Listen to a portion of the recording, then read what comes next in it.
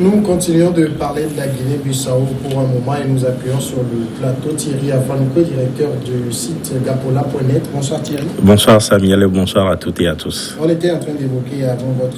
C'est vrai, vous l'avez suivi un peu de l'autre côté, la Guinée-Bissau qui s'apprête à voter pour la présidentielle le 24 novembre prochain, 19 prétendants pour un seul fauteuil, dont le sortant, José Mario Vaz, qui n'a pas reçu l'onction de son parti politique. Oui, vous savez que c'est un pays en crise depuis plusieurs années. Il faut dire même que c'est un pays depuis fort longtemps qui n'est pas stable, politiquement parlant. Et la récente crise dans laquelle la CEDEAO s'est beaucoup plus impliquée, ils ont essayé par moment de trouver des terrains d'entente, mais dans le déroulement de l'accord, il y a toujours des blocages. Et puis 19 candidats, je m'interroge. Je ne sais pas ce que les gens ont compris du fait d'être président de la République et tout le monde veut se jeter à l'eau et goûter à la chose. On ne comprend pas. On se demande si ils ont véritablement le background nécessaire et la capacité de gérer un pays, parce que ces élections-là, il faut le dire, si elles ne sont pas réussies, le pays risque de tomber encore dans d'autres crises et il faudrait que les Guinéens, à un moment donné, puissent repenser même leur politique et s'orienter vers le développement que de continuer cette guerre-là entre politiques. Est-ce que c'est la faute aux Guinéens ou aux acteurs politiques?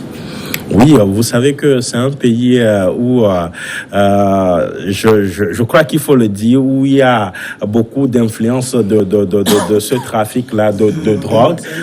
Voilà, donc vous voyez que les officiers de l'armée, les pontes même du pouvoir sont impliqués dans ce trafic-là, et ça pose un véritable problème, ce qui fait que il y a pas mal d'interférences même dans la gouvernance du pays, parce que ceux qui détiennent ou ont la même mise sur ce trafic-là veulent coûte que coûte positionner leurs candidats, leurs hommes, pour leur permettre de fructifier davantage ce business-là. Donc, et quand ça se passe comme ça, la population est totalement délaissée, oubliée, et on ne s'occupe pas, on ne pense pas au développement du pays, on pense plutôt aux enrichissements personnels, et cela n'est pas bon pour la Guinée. Alors, Jeff Le Presse, beaucoup d'observateurs ont estimé que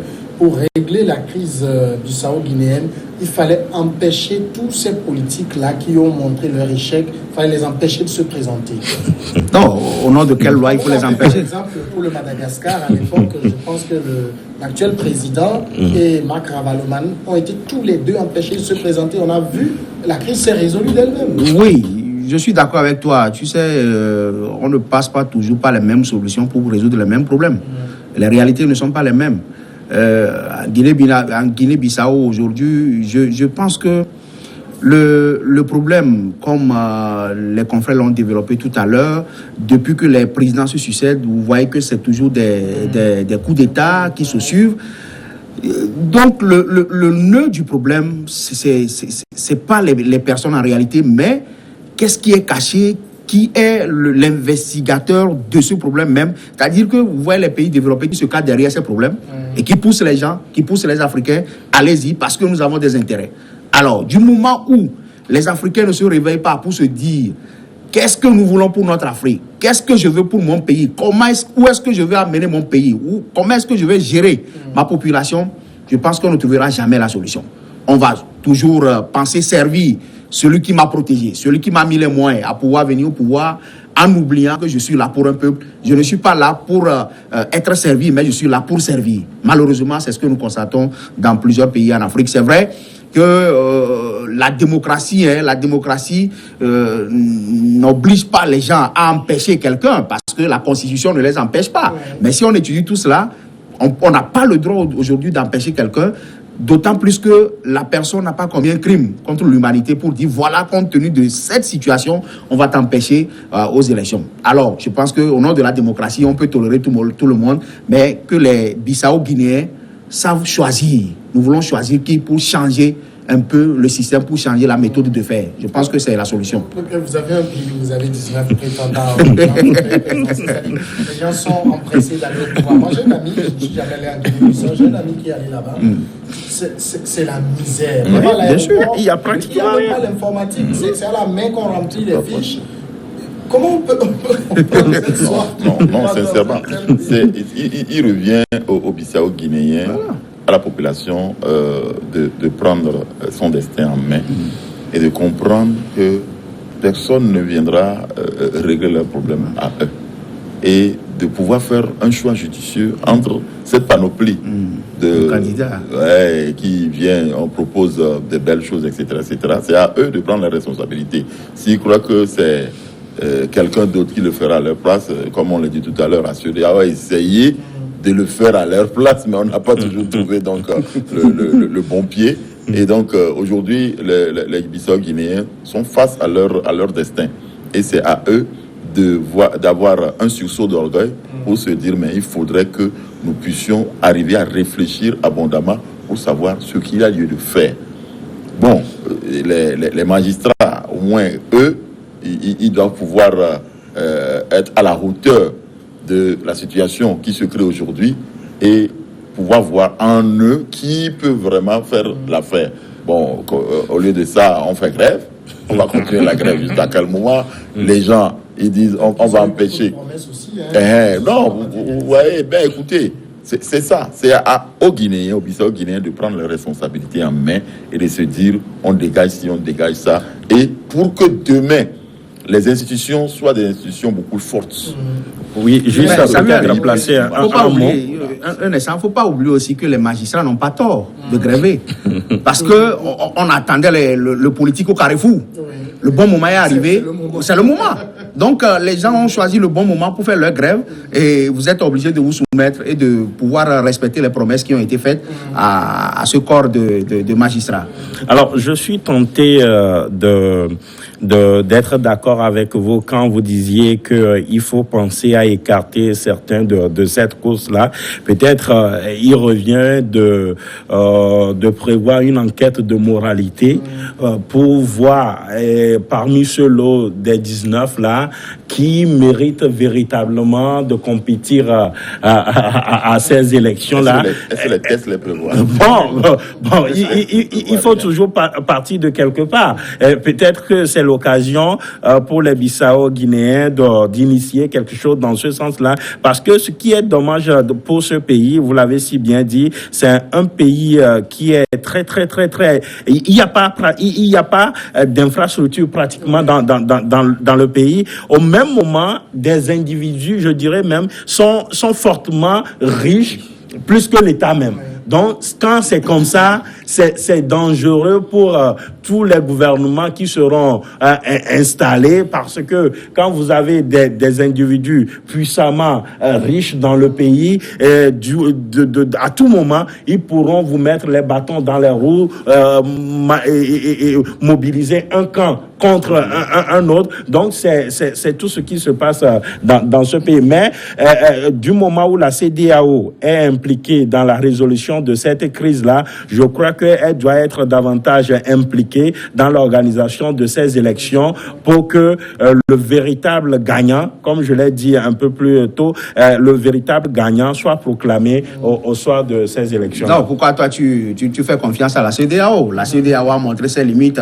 dans d'autres pays. Donc, oui, des prouesses, nous sommes d'accord, mais quand vous voyez ces chefs d'État qui se réunissent pour prendre du champagne, pour passer de bons moments, alors que les problèmes sont là, au moins sur le cas guinéen, il y a un consensus qui c'est pas comme au Togo. Au moins sur le cas guinéen, il y a eu un consensus qui s'est dégagé. Il y a eu un cahier de charge, un chronogramme, et ils ont suivi. En tout cas, si la totalité n'a pas été observée, il y a une partie quand même des résolutions de la CEDEAO qui ont été respectées dans le pays. Le second sujet ce soir, c'est la Libye. Khalifa Haftar se dit prêt maintenant à dialoguer l'homme fort de l'Est de la Libye en guerre contre le Premier ministre Fayez al-Sarraj, s'est dit ouvert au dialogue jeudi au moment où les soutiens régionaux aux deux hommes étaient réunis à huis clos à l'ONU.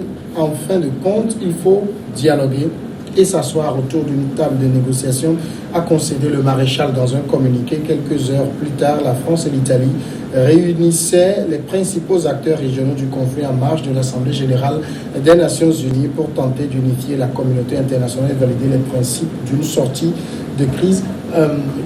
La position, l'ouverture au dialogue de Haftar contraste avec ce qu'il avait dit en septembre, que c'est la solution militaire. Qu'est-ce qui a pu faire changer la donne sur le terrain? On dit souvent que le terrain guide l'action. Il s'est mis sur le terrain, il avait un objectif à atteindre, il s'est mis dans son plan, mais il s'est trouvé en face donc d'autres contraintes qui l'obligent aujourd'hui à se dire mais je ne peux pas continuer sur ce angle-là, il faudrait que je change de fusil d'épaule pour voir si ça ne peut pas mieux faire. Moi, je dis la question de la Libye aujourd'hui, quand j'en entends parler, parce que j'ai été en Libye un certain nombre de fois, moi, ça me fait mal. Ça me fait mal. C'est la communauté internationale qui a créé de toutes pièces ce qui se passe aujourd'hui en Libye. On aurait pu laisser le guide de la révolution libyenne continuer, faire son travail. Et voilà là où on en est aujourd'hui. Alors, la communauté internationale veut faire quoi là-bas? Quand elle a déjà créé des problèmes, tout ça là. Bon, on espère qu'elle fera quelque chose avec ce que l'ouverture que Haftar fait aujourd'hui, bon, peut faire en sorte que c'est un ballon qu'il est en train de lancer. Et si on peut l'attraper, et si on peut créer des situations qui puissent arranger la Libye, je crois qu'il faut y aller. Il faut y aller. Aujourd'hui, au moins, on peut apprécier le fait qu'il accepte aujourd'hui aller au dialogue, contrairement donc à ses premières idées. Et si on attrape au bon ce ballon-là qu'il est en train de lancer, je crois qu'on peut essayer un temps soit peu de voir comment régler le problème libyen. Mais je continue par dire que la communauté internationale a été très mauvaise dans le problème, la question libyenne aujourd'hui. Jeff Le Prince, le 4 avril, quand le maréchal Khalifa Haftar lançait les hostilités, il se disait qu'il allait faire une guerre éclair de 2 semaines ou 3 semaines tout au plus. Nous sommes en septembre. Il a rencontré garçon comme les Ivoiriens. Non, vous savez, le maréchal, comme son nom le dit, il pense à une opération militaire pour s'imposer. Malheureusement, ce n'est pas le cas. Parce que, vous savez, tout ce qui s'est passé en Libye où les armes sont en l'air, c'est pas évident qu'il ait la capacité d'affronter ces armes qui circulent un peu partout. Donc, à un moment, je pense que le terrain lui a montré le bon chemin, comme il n'a pas voulu faire la politique de la main tendue au départ. Mais la question fondamentale que je me pose, est-ce que Haftar, véritablement, du fond du cœur, voulait faire un dialogue? Ou bien c'est juste pour flouer un peu la situation, dire aux gens que bon, mais là je fais la politique de la main tendue, venez, nous allons discuter, nous allons dialoguer. Nous savons un peu ce qui se passe derrière ce dialogue, où on dit on a essayé, ça n'a pas marché, pour troubler ou bien tromper la vigilance de ses adversaires. Donc si véritablement ça vient du cœur, je pense que c'est une bonne chose. Parce qu'on ne peut pas faire la guerre sans s'asseoir un jour. Même en pleine guerre, il y a toujours dialogue. Il faut s'asseoir, parler, qu'est-ce qui ne va pas, qu'est-ce que je peux prendre, qu'est-ce que je peux perdre pour privilégier l'intérêt général que de penser à soi. Donc, si un huis clos amène aujourd'hui Haftar à pouvoir comprendre, si les Nations Unies disent, bon, voilà ce que nous pouvons faire, et s'il le dit véritablement du fond du cœur, je pense que les acteurs doivent s'asseoir et, une fois pour de bon, trouver la solution à cette crise. Mais il ne faut pas oublier, comme je l'ai dit tout à l'heure, la CEDEAO, la communauté internationale qui a foutu le bordel en Libye, où la vision du guide qui venait, qui pensait qu'on voulait faire de l'Afrique les Nations Unies de l'Afrique, nous ne voulons plus dépendre d'autres personnes. Alors, les pays qui siègent à l'ONU, je pense que c'est les 5 pays permanents, ou bien les 5 pays permanents, pensent qu'à un moment, l'Afrique ne doit plus dépendre de nous. Qu'est-ce qu'on fait pour créer la situation? Et vous savez le rôle que la France a joué dans ces situations. Vous savez le rôle que la France a joué en Côte d'Ivoire. Donc, si leur intérêt est en jeu, alors il faut tout à l'heure créer des situations pour amener les Africains à s'affronter. Donc je pense que les Africains à un moment doivent se comprendre et savoir ce que nous voulons et ce que nous voulons de notre Afrique, le développement, parce qu'aujourd'hui, le continent d'espoir, c'est l'Afrique. Thierry, est-ce que, parce que Jeff, le prince l'évoquait, est-ce qu'on peut penser que l'ouverture au dialogue est sincère?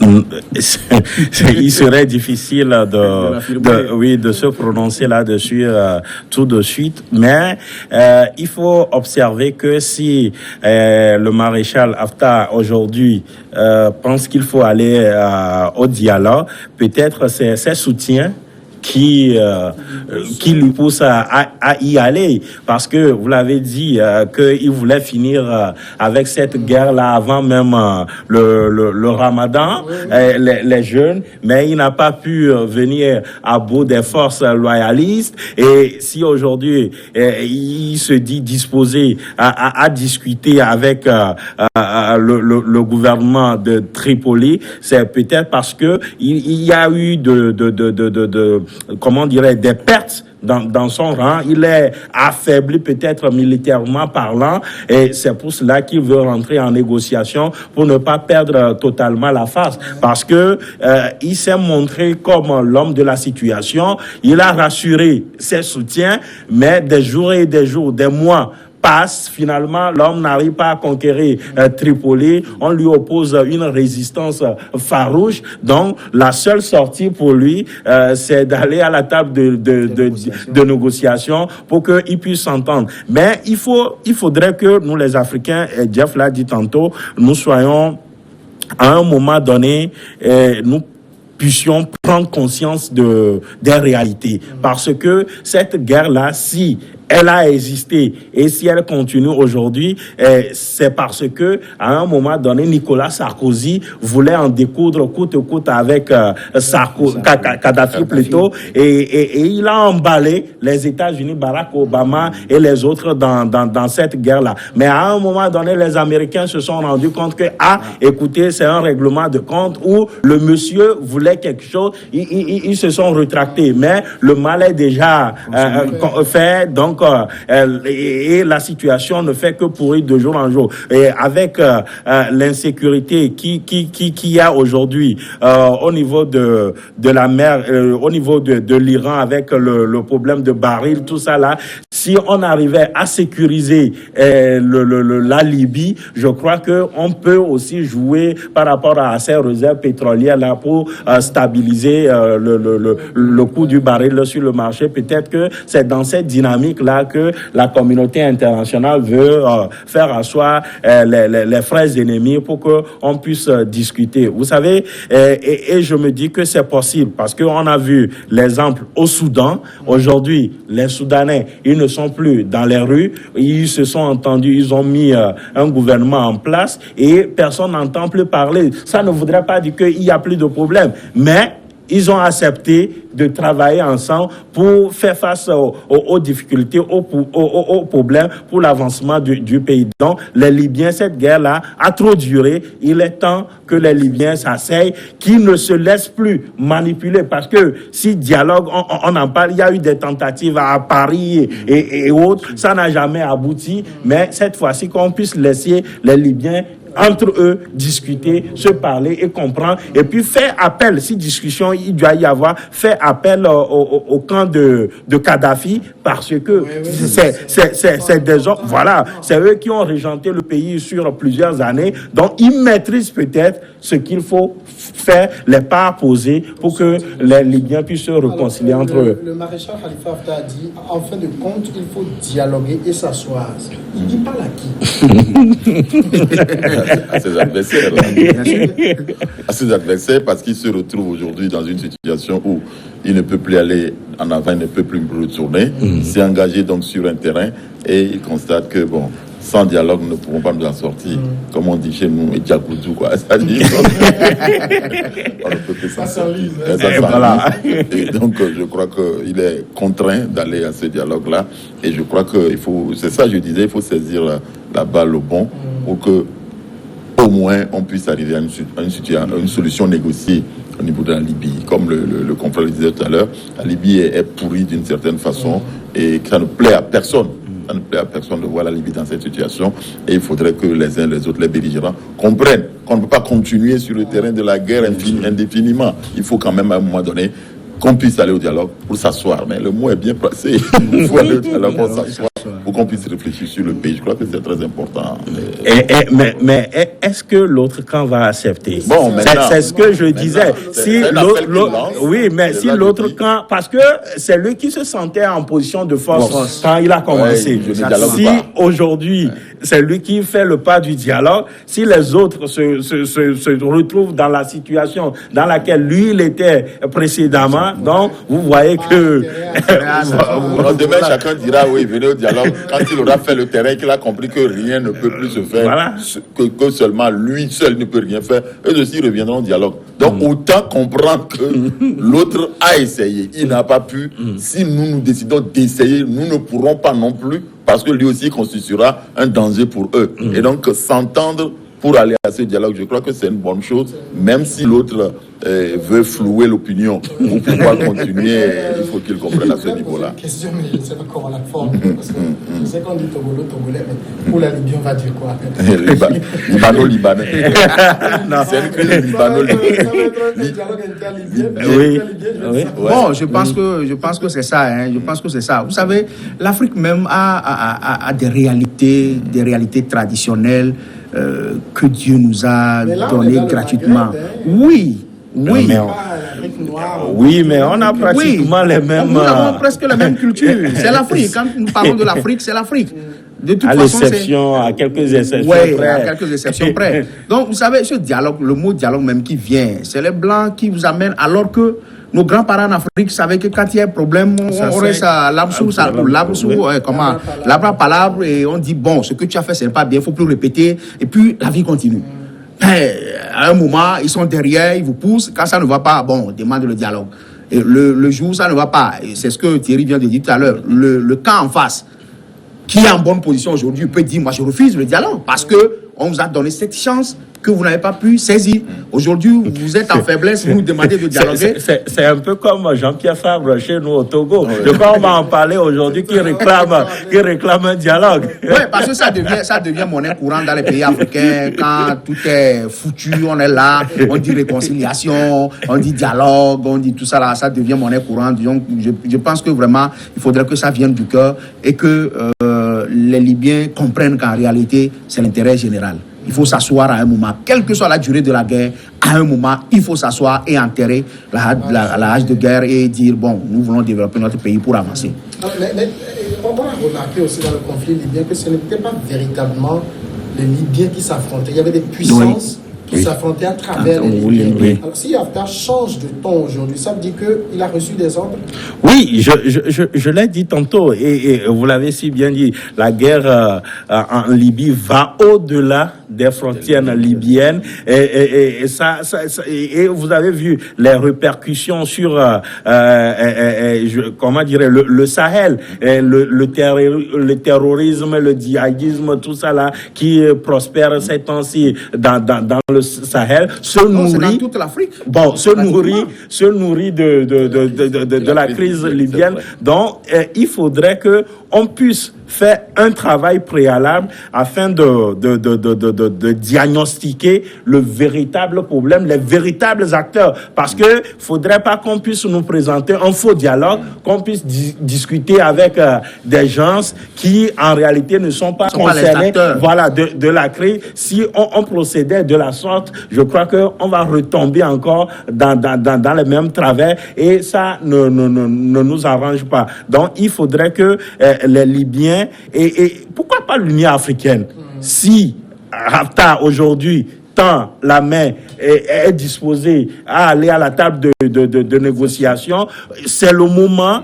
pour l'Union africaine de venir au devant de la scène et d'appeler les protagonistes et d'organiser, peut-être avec le soutien de la communauté internationale, d'organiser ce dialogue-là interlibyen pour qu'on puisse trouver une solution durable à cette crise-là. Vous l'avez si bien dit, en Libye, je crois qu'il est question aussi de tribus. Et il y a des personnalités qui régentent ces tribus vue-là. Donc, il faudrait savoir jouer, pour tenir compte de toutes ces réalités-là pour qu'il puisse y avoir une véritable implication des uns et des autres pour trouver la solution qu'il faut. D'accord, on va, sur ces mots, on va aller à la pause et nous revenons juste après le journal.